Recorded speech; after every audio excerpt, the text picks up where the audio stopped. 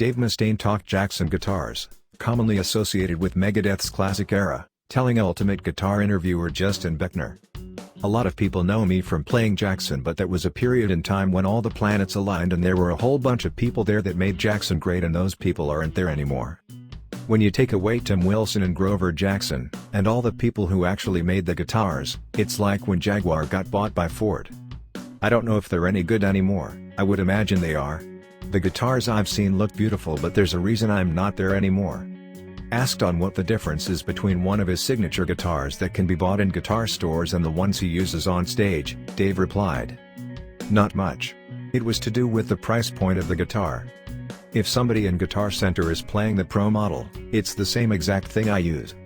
If it's one of the semi-pro models, which are a little more affordable, it's going to be the same as the one I play, other than having my guitar tech just personalize it a little more, making sure the action is right and it's got the right strings on it. It's really close to how I play it anyways, because we've gone over the specs with a micrometer with these guys, Dean guitars, on neck shape, spacing, the height of saddles, all that kind of stuff. So they're really particular about them." Megadeth's inaugural Megacruise have officially been announced, confirming that Norwegian Jewel will set sail on October 13, 2019, from Los Angeles, California and hit ports of San Diego, California and Ensenada, Mexico before returning on October 18, 2019. The initial list of performers has also been announced. They are Megadeth, Anthrax, Testament, Corrosion of Conformity, Devil Driver, Metal Church, Doro, John 5, Armored Saint, Beasto Blanco, and Metallica. The cheapest tickets for the cruise cost $1,085 per person with taxes included. The priciest ones are $5,184 per person with included taxes, providing accommodation in the Haven Owner's Suite with Gold VIP. The official announcement reads, "While there are dozens of daily performances by our featured artists, that's just the beginning of the fan experience. Quite simply, the Norwegian Jewel will become the home of artists and fans, interacting in many different ways throughout the 5-night voyage. This interactive experience affords you a variety of events and activities that will put you front and center with metal icons that have been an integral part of your life.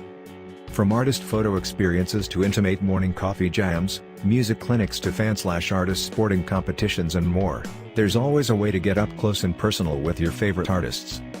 You might happen to bump into one of your faves at one of the Jewel's many watering holes, or possibly share a moment at the charity auction. This is truly a once-in-a-lifetime experience. Megacruise is the ultimate heavy metal experience, where music and cruising combine for the vacation of a lifetime." Dave Mustaine was recently asked by Metal Hammer to share his thoughts on the latest Metallica album Hardwired to Self-Destruct. The frontman noted, "I've always been able to appreciate the talent in Metallica. Every band has its strengths and its weaknesses. Personally, from everything I've heard so far, I think the new album is a good one. I hear that a lot of people have been making comments about Kirk Hammett and Rob Trujillo not writing anything on it. But sometimes that's just unavoidable.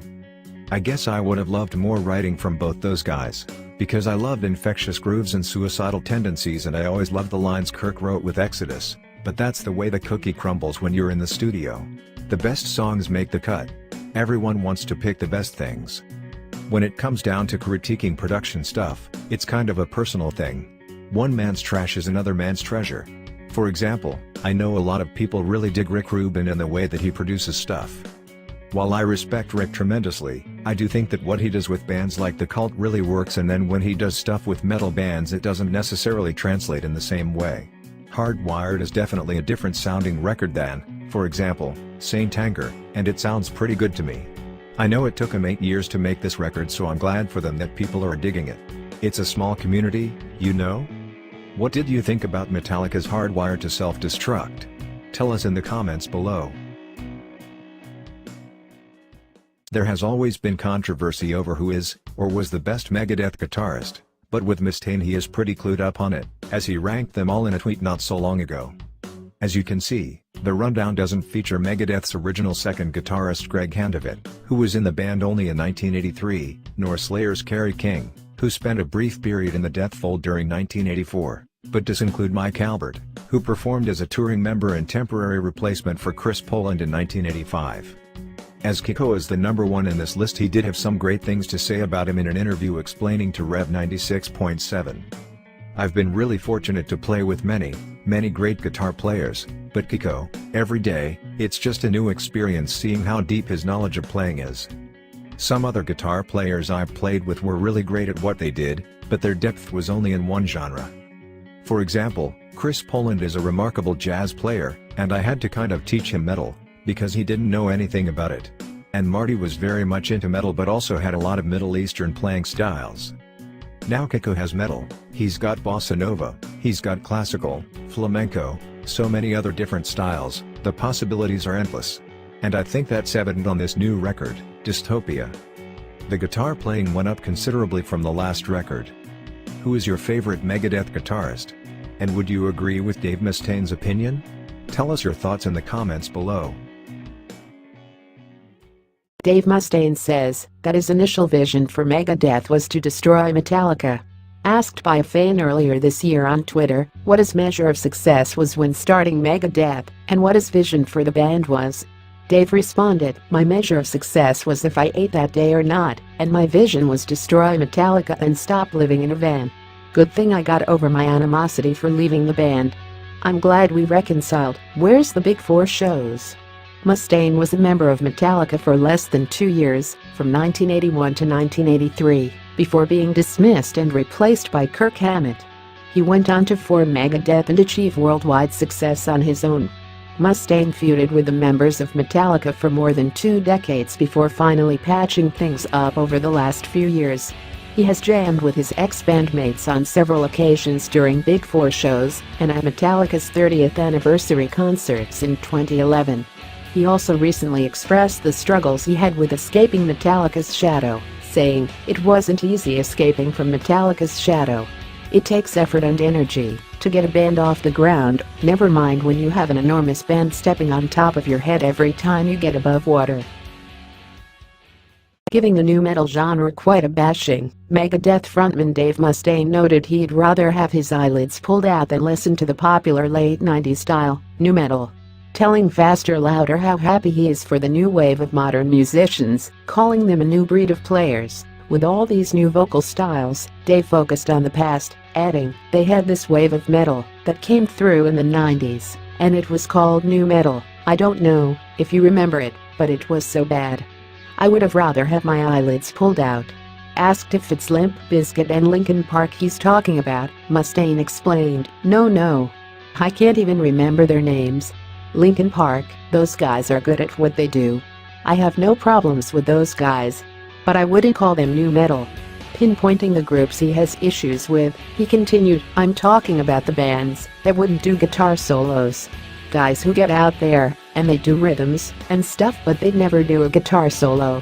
It's like, come on, play a solo." But apparently solos aren't cool. It's just funny, because I come from the school of AC/DC and Led Zeppelin, and man, the riff had to be kick-ass, the lyrics had to make sense, and when it was time for the solo had to rip your face off, Dave said. And hey, I may not be part of the family anymore, right at the forefront, but I'm the crazy uncle.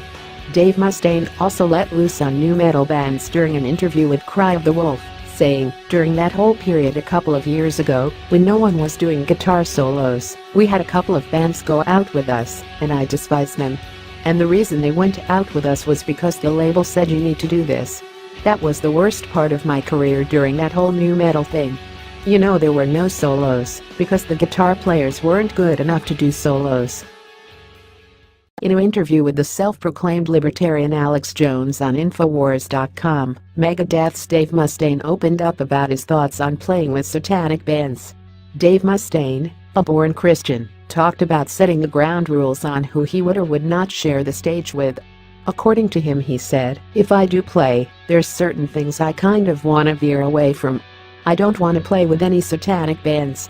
He narrowed it down a bit further, saying, "I'll play with bands that have darkness in them, because we all have a little darkness in us, or we wouldn't be human. But guys that are confessed Satanists, I don't really have time for that. I can control my emotions, because I know it's not the sinners, it's the sin." He also talked about his refusal to share the stage with the openly satanic Swedish metal act Dissection at an Israeli festival back in 2005, saying, The truth of the matter is that when I first had gotten my life back in order back in 2002. I had made some changes. I had a severe injury to my arm, and when my career had stopped, it made me really take a hard, sideways look at everything. And I figured, you know what, just for now, because I don't really know a lot about what I'm doing, I want to make sure that I don't play with any bands that have junkies in them, because I can't be around, guys that are doing heroin because of the temptation. Mm-hmm. And because, I'm trying to have something in my life that is a power greater than myself, so that I'll get myself back in shape. And I don't want to be hanging around with guys that are going to, be dangerous for me spiritually, because I had just decided that, I was going to start following a spiritual path. I figured, I don't want to go back, because I was into witchcraft and black magic and everything like that, so I know about that stuff, and I figured, I'm just going to try and avoid that stuff. Never said that I hated anybody, just didn't want to play with them, and I was so curious to see the poster for the concert, because it was written in the Hebrew font, or script, whatever you call it, and then I saw the band Dissection, and I thought, well, that's a cool name, and I looked it up, and I went, uh-oh. So I told the promoter, I said, look, we can't play. We're not going to play that festival. I never said kick them off. Well, yeah, of course, yeah. That was the promoter's mistake. The promoter kicked them off. And it's hard enough as it is in music to get concerts, so I would never kick a band off one of my shows. Yeah, I would sure. rather me not do it. And when I said, look, we don't want to do it, they unfortunately harmed that band, regardless whether the guy was a convicted murderer, he was a satanic person. We all have a little bit of darkness in us. Now, I've never killed anybody, killed a couple of guitars, but, I've never killed anybody. And the sad thing is, at the end of the day, the poor guy had committed suicide. So, he was a tortured soul. And I know that for me, the reason that I turned to black magic and witchcraft and stuff like that was I had spiritual abuse, and so many things had been done wrong in my life, and there was so much hypocrisy with the people that had said that they were Christians or whatever, Catholic, whatever, the people in my life. They would say one thing and they would do something else. So I really regretted having spent any time in a church, and I really resented people who said that they believed in God, because you would see them do one thing, and then the next day they would do something else, and it's just very confusing as a kid. And I think that's why a lot of us end up, being spiritually misled. Probably part of the reason why that poor chap did that too. But we were supposed to play a show with them in France, and they didn't get kicked off that show. A lot of stuff went around about another band that had a name that was kind of offensive to me. But that's a personal thing. It has nothing to do with the band, their quality of music. Yeah, but you can expect the producer of a show to cancel Megadeth when it's standing right opposed to Dissection or Rotting Christ, because those are little bands, and Megadeth is that's a Megadeth. huge band that's Megadeth. So I know, but guys, what you got to understand is my heart for those guys has nothing to do. My decision not to play with them doesn't have anything to do with their value and worth as people, because I'm sure they're probably really great people. Sometimes we name our band stuff to get a reaction out of people, and it's not really who or what we are. And, there are bummers. There are consequences. Naming Megadeth, I can't even tell you how offensive it was. There's a huge radio station in Los Angeles called KLOS. And we had done a song, and after the song was over, they go, and that was a cover of an old Alice Cooper song. Coming up next, they didn't even say our name. Mm-hmm. They wouldn't say Megadeth on the radio. So it has nothing to do with the person's worth or anything like that, because I believe we're all valuable, and it's just a personal preference that I had at the time. I've learned a lot more now. So, if the opportunity came up to play with bands that were contrary to what my personal, political, spiritual, or any kind of moral values that I have, that's something between me and my relationship with God, and I don't push that on anybody anymore. At the beginning, I didn't know, and I wanted to play it safe. And I think that anybody who would judge me and say, oh, well, you know what, Dave made a huge mistake. He just joined a new club, and he didn't know all the rules, so instead of breaking the rules, he said, fuck you to everybody. That's not me, man. I like to do things right. So I played it safe. I learned a lot about it, and I've opened my mind up to it. Dave Mustaine shared his thoughts on Meshuggah after getting to hear the band a bit more often during ongoing joint tour with Megadeth, telling Cat Rock, "They're really exciting. It's not even because the drumming is so complicated, really it's just 4/4 timing the majority of the time. But the way the songs are, and how unique they are, they take on a characteristic of their own. You could so easily get lost trying to follow. What do they call that? Algebra metal or something like that? All these timings and stuff like that. You know, the stuff I listened to growing up, the new wave of British heavy metal. It was straightforward riffing like AC/DC. And then going into Priest and Maiden, and then getting into heavier stuff, Motorhead, Diamond Head, Merciful Fate, everything was straightforward. So having a tour with Megadeth, Meshuggah, Tesseract, and Lil Ake where we have these young exciting bands, it's always really entertaining, because I get to see stuff I never would have been compelled to pick up in a record store. It opens my mind a lot. I remember the first time I took out this really great band called the Dillinger Escape Plan. I couldn't understand it, but I just knew they were really exciting. It's the stuff you don't understand you most often miss out on. I wanted to understand, so we took them out on Gigantor. It was a great experience. I thought they were terrific. And that was my introduction to that type of crazy, cerebral metal." He also talked about drummer Dirk Verburen, saying, "As good as Adler was, Dirk's feet are more advanced. I didn't think that was possible, because Chris is such a great drummer. There's a reason why Chris recommended Dirk, and I love him for that. I think that he's a really solid friend for making that recommendation, cause a lot of guys wouldn't do that. He's a true friend, and I was stoked having him in the studio. Dirk is one of the most pleasant, easy to get along with guys I've ever met in my life. I'll walk up to him, and he'll smile, and lean forward, and pat me on the back. He goes, 'How's it going, buddy?' I could say, 'Oh man, anything.' 'Oh, okay buddy.' He smiles and pats me, cause he's just a happy guy.